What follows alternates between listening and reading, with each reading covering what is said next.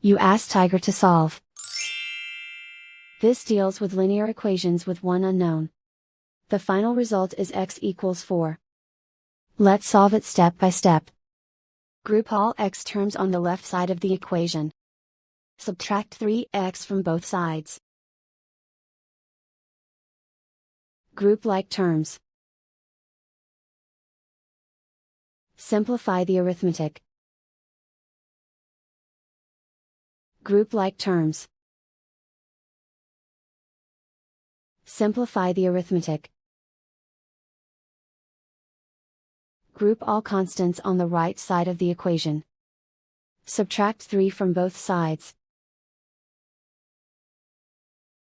Simplify the arithmetic.